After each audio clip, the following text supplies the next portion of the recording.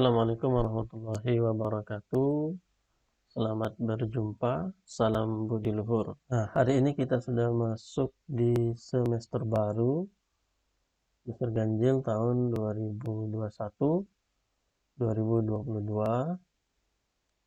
ketemu di mata kuliah jaringan komputer dan komunikasi data. Nah, di pertemuan pertama ini, nanti kita akan masuk ke materi mengenai pendahuluan atau pengantar mengenai jaringan komputer.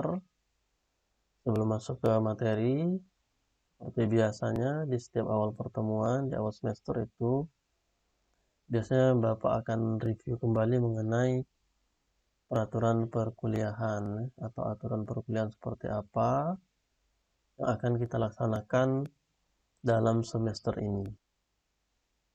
Sama seperti semester yang sebelumnya, untuk aturan perkuliahan mungkin tidak akan banyak perubahan. Jadi dalam satu semester ini kita akan melaksanakan pertemuan perkuliahan sebanyak 16 kali pertemuan.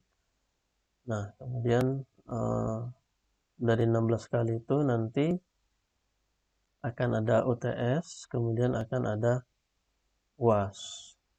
Untuk komponen penilaiannya nanti ketika di akhir semester akan ada nilai masing-masing mata kuliah. Ada 4 komponen yang merupakan komponen untuk penilaian mata kuliah. Yang pertama itu ada absensi dengan persentasenya itu 10%, kemudian ada tugas 20%, kemudian UTS-nya 30% dan UAS-nya itu 40%. Nah, untuk semester ini kita masih melaksanakan perkuliahan secara online, walaupun sudah ada wacana dan juga ada peluang dari pemerintah itu untuk melaksanakan perkuliahan secara tatap muka terbatas. Nah, tapi kita akan masih menunggu. Jadi kita data dulu nanti apakah perkuliahan kita ini akan dilaksanakan secara tatap muka terbatas atau dalam bentuk gabungan hibrid antara online dengan offline. Tapi sementara kita masih menggunakan Google Classroom. Jadi nanti biasanya Bapak untuk absensi, kemudian juga untuk materi dan tugas-tugas itu melalui Google Classroom.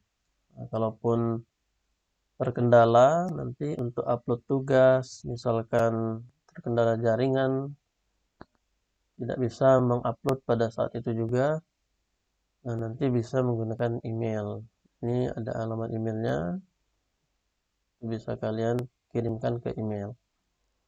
Nah, kemudian seperti sebelumnya juga kita akan buat grup WhatsApp sebagai media untuk kita berkomunikasi terkait dengan perkuliahan, kemudian juga absensi, pengumpulan tugas, masalah penilaian nantinya bisa kita gunakan grup WA tersebut.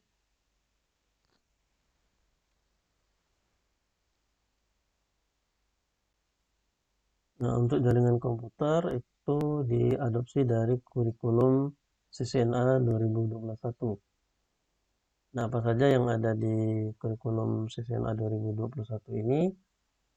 Yang pertama itu adalah bagaimana dampak daripada jaringan terhadap kehidupan kita sehari-hari. Jadi, bagaimana dengan adanya jaringan itu berdampak pada bagaimana kita menjalankan kehidupan kita sehari-hari. Kemudian nanti juga kita akan bahas mengenai network komponen, itu komponen-komponen jaringan. Jika kita mau menghubungkan perangkat-perangkat di jaringan itu untuk membentuk sebuah jaringan, misalkan jaringan LAN. Nah, bagaimana kita menghubungkan masing-masing ke perangkat jaringan tersebut. Kemudian representasi jaringan dan topologi, bagaimana kita menggunakan topologi jaringan itu untuk membangun sebuah jaringan. Jadi ketika kita mau membangun jaringan, biasanya kita akan sebelum implementasinya itu kita rancang terlebih dahulu. Nah, untuk merancangnya itu kita menggunakan yang namanya topologi jaringan. Nanti ada beberapa macam topologi. Masing-masing topologi itu dia punya keuntungan dan kelemahannya masing-masing. Jadi topologi apa nanti yang pas yang kita gunakan untuk membangun sebuah jaringan. Kemudian tipe-tipe umum daripada jaringan. Jadi membandingkan macam-macam karakteristik tipe-tipe umum daripada jaringan. Kemudian nanti juga kita bahas mengenai koneksi internet. Bagaimana yang namanya LAN, kemudian terhubung ke WAN untuk membentuk interkoneksi yang dinamakan internet. Kemudian juga akan dibahas mengenai jaringan yang reliable atau yang handal. Ada 4 dasar, kebutuhan dasar untuk membentuk jaringan yang handal atau reliable. Jadi ada fault tolerance-nya seperti apa nanti. Kemudian juga termasuk dari sisi keamanannya, security-nya. Bagaimana kita menyediakan jaringan yang handal itu, akan fault tolerance-nya itu ada banyak jalur. Ketika ada salah satu yang mengalami kegagalan, itu bisa menggunakan jalur yang lain. Kemudian termasuk juga di situ ada QoS-nya, bagaimana kita menjamin quality daripada service yang ada di jaringan tersebut. Ada 4 nanti akan kita bahas di pertemuan yang selanjutnya. Kemudian kita akan membahas juga network trend. Jadi tren jaringan di tahun-tahun sekarang ini 2001, misalkan ada yang namanya BYOD, bring your own device. Nah, kalau dulu ketika kita mau menggunakan perangkat, itu kita harus mendatangi perangkatnya. Nah, saat ini itu trennya sudah berubah. Jadi kita membawa perangkat itu ke mana-mana. Kemudian trennya itu adalah kolaborasi secara online, kemudian video conference. Saat ini itu sudah menjadi tren. Kemudian juga cloud computing. Nah, semua ini merubah juga cara kita berinteraksi. Cloud computing ini, misalkan kita mau punya server, kalau dulu kita harus menyediakan server sendiri. Kemudian dengan adanya cloud computing, adalah Google Cloud, kemudian ada AWS. Nah, kita tidak perlu memikirkan untuk membeli server secara sendiri. Jadi semuanya sudah tersedia di cloud tadi. Kita tidak perlu memikirkan di mana meletakkan servernya, bagaimana listrikannya dan lain sebagainya, tinggal menggunakan. Nah, kemudian juga dibahas sedikit mengenai security, keamanan jaringan. Itu berapa security, dasar ancaman-ancaman terhadap keamanan jaringan, dan juga bagaimana solusinya untuk jaringan tersebut. Kemudian juga IT profesional, menjelaskan mengenai peluang-peluang peluang-peluang pekerjaan itu di bidang jaringan. Nah, itu beberapa pokok bahasan yang akan kita bahas di jaringan komputer. Kemudian juga nanti setelah UTS itu kita akan menggunakan aplikasi simulasi jaringan pakai tracer. Nah, tujuannya adalah untuk mensimulasikan implementasi daripada jaringan yang sudah kita pelajari teorinya mulai dari pertemuan awal sampai dengan sebelum UTS.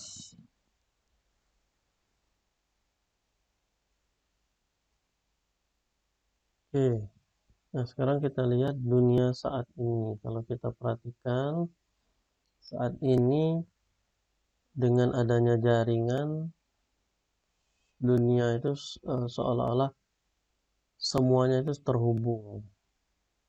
Semuanya terhubung, jarak-jarak yang sebelumnya itu jauh, dengan adanya jaringan ini, maka bisa saling terhubung.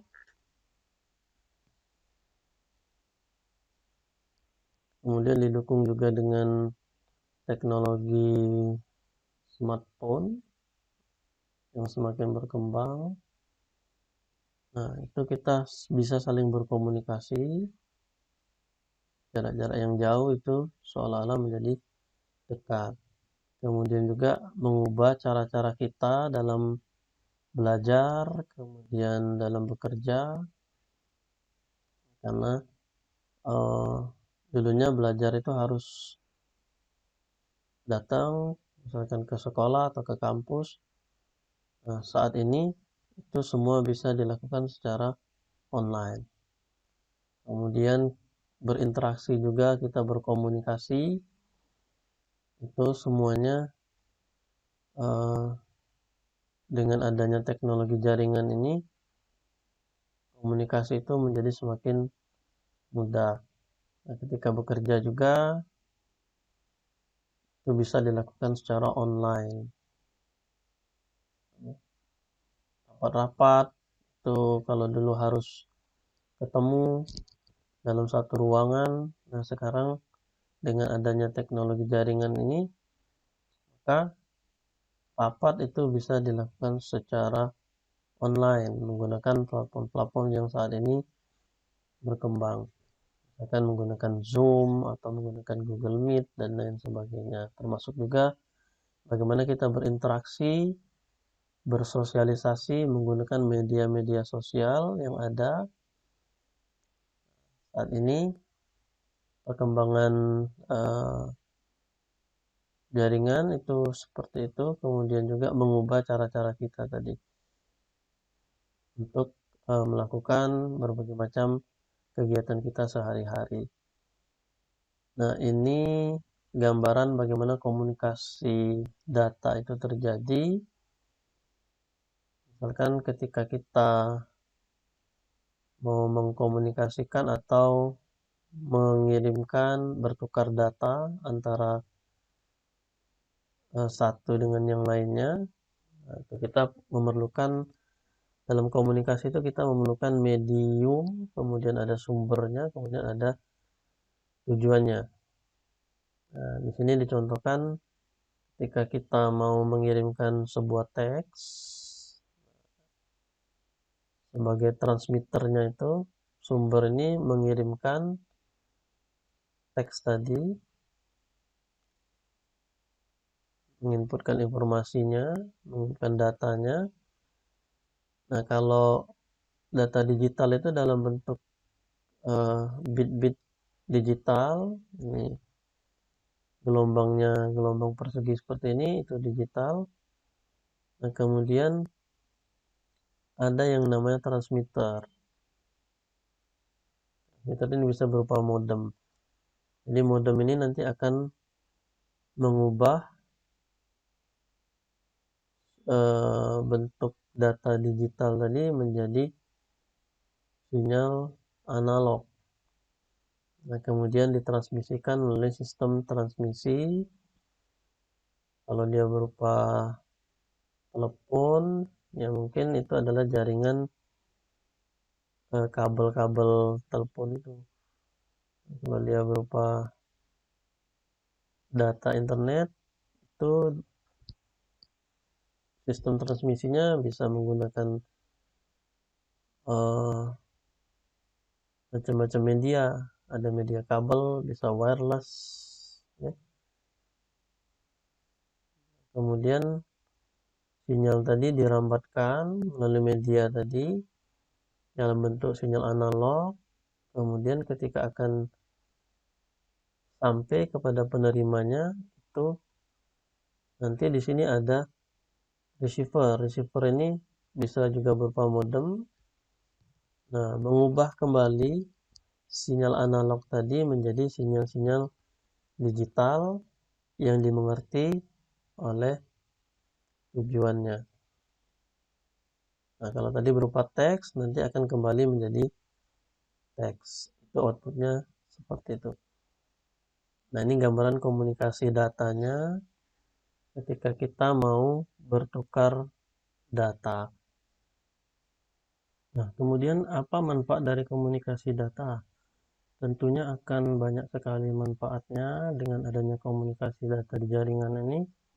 Salah satunya adalah bisa melakukan sharing-sharing data, berbagi file antara komputer, sehingga akan lebih mempermudah pekerjaan. Kemudian juga menghemat waktu yang dulunya mungkin pekerjaan itu harusnya dilakukan dalam waktu yang lama. Dengan adanya komunikasi data ini, maka itu bisa dilakukan lebih cepat, sehingga akan mempermudah pekerjaan kita. Antara komputer satu dengan komputer yang lainnya bisa saling berbagi file, walaupun jaraknya itu dalam jarak yang cukup jauh.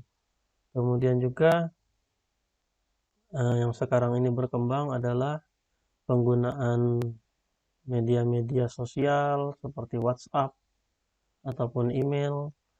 Kalau dulu ketika kita menggunakan surat yang secara manual, menggunakan kertas, itu membutuhkan waktu yang lama sekali untuk bisa sampai ke penerimanya.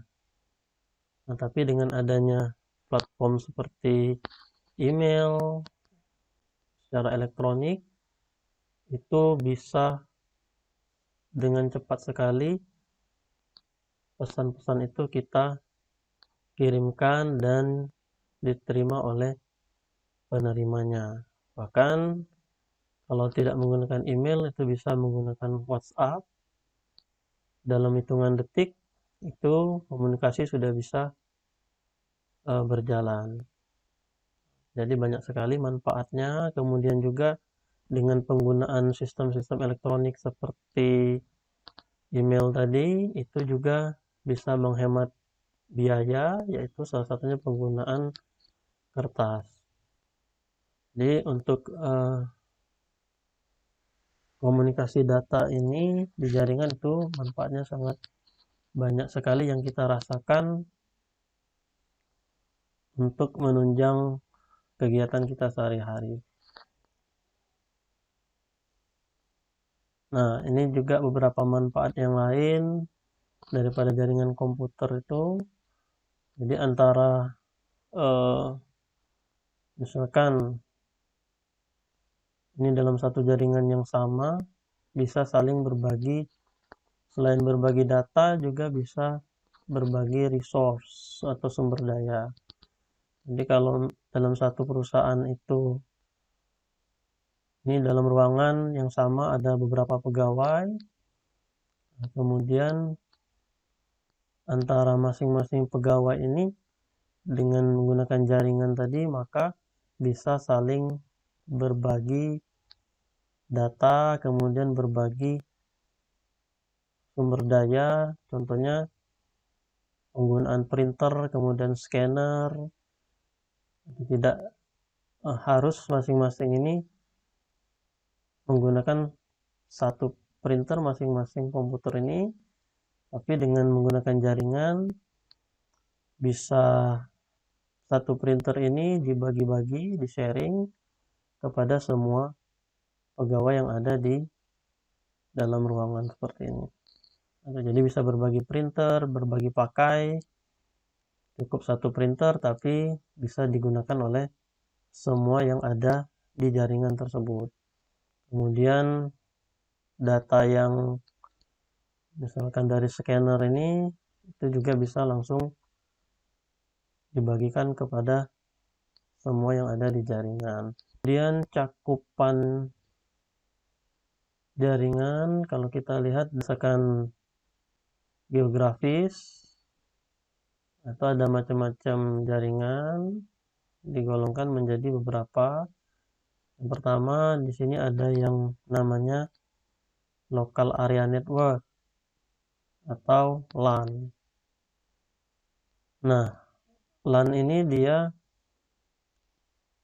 jaringan yang skalanya kecil, jadi cakupannya paling dalam satu gedung ataupun dalam satu wilayah, seperti kalau di kita ini dalam satu kampus ini, lingkungan kampus itu bisa digolongkan sebagai jaringan LAN. Itu menghubungkan antara gedung 1 dengan gedung 2 di dalam area yang sama, atau contoh yang paling sederhana kalau kita melihat di lab komputer ada beberapa komputer itu yang saling terhubung, nah itu tergolong sebagai jaringan LAN. Jadi LAN ini adalah jaringan skala kecil. Sebenarnya kalau ada dua komputer saling terhubung itu sudah bisa dikatakan sebagai jaringan minimal 2. Kemudian ada lagi yang namanya MAN, Metropolitan Area Network. Ini biasanya dalam satu kota. Kotanya itu misalkan ada perusahaan punya beberapa cabang di kota yang sama, kemudian antara cabang itu saling terhubung. Jaringan antara cabang yang satu dengan cabang yang lain itu saling terhubung. Nah, itu dikategorikan sebagai Metropolitan Area Network atau MAN. Nah, kalau WAN ini dia biasanya menghubungkan antara negara atau antar benua. Jadi skala yang cukup besar, wide area network. Nah, biasanya seperti itu, antara negara atau benua itu dihubungkan, itu digolongkan sebagai WAN.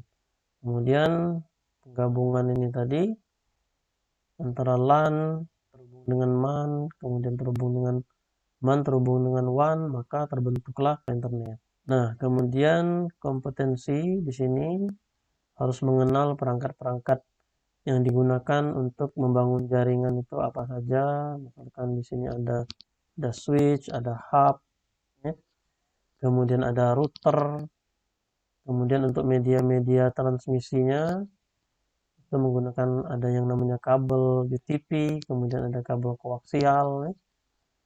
Kemudian ada juga fiber optik. Nah, ini kartu jaringan ketika kita mau menghubungkan antara komputer dengan komputer, kemudian komputer dengan switch atau hub, nah itu harus terpasang kartu jaringan ini. Nah, ketika kita mau membentuk jaringan, kita harus tahu perangkat-perangkat apa saja yang digunakan untuk membangun jaringan tersebut. Ini contohnya ke RJ45, kemudian disambungkan ke kabel UTP biasanya. Nah, untuk menghubungkan antara komputer dengan switch, komputer dengan komputer, biasanya digunakan konektor seperti ini salah satunya. Kemudian apa yang dimaksud dengan server, kemudian ada web browser, DNS server, Nah, itu perangkat-perangkat yang digunakan di dalam jaringan. Nah, nanti harapannya adalah dengan mempelajari pokok-pokok bahasan tadi, diharapkan itu hasilnya adalah minimal bisa menjadi sebagai junior administrator jaringan. Jadi ketika dihadapkan dengan permasalahan-permasalahan jaringan, itu bagaimana merancang, kemudian implementasi sampai dengan pemeliharaannya, diharapkan minimal memahami teorinya, kemudian bisa mempraktekkan dasar-dasar membangun sebuah jaringan. Sehingga nanti ketika dihadapkan dengan persoalan jaringan ataupun nanti ketika dalam bidang pekerjaan, walaupun nanti mungkin penempatannya bukan di jaringan, ketika ada troubleshooting yang sederhana itu sudah bisa kalian atasi. Ataupun ketika nantinya mungkin kalian punya kantor kecil-kecilan atau punya CV sendiri dan disitu akan dibangun sebuah jaringan, minimal untuk membangun jaringannya itu tidak perlu tidak perlu menyewa ataupun menggunakan jasa orang lain. Untuk membangun jaringannya bisa dilakukan sendiri. Otomatis itu nanti akan berdampak juga kepada biaya. Harapannya seperti itu. Dengan mempelajari jaringan komputer ini, diharapkan nantinya minimal konfigurasi jaringan ataupun secara teorinya dasar-dasarnya sudah dimiliki. Baik, mungkin itu untuk pertemuan kita kali ini. Kalau masih ada pertanyaan terkait dengan bagaimana teknis perkuliahan ataupun dengan materi jaringan, nanti bisa disampaikan melalui WA grupnya ataupun melalui komentar di classroomnya. Untuk pertemuan kali ini saya cukupkan. Saya akhiri dengan mengucapkan wassalamualaikum warahmatullahi wabarakatuh.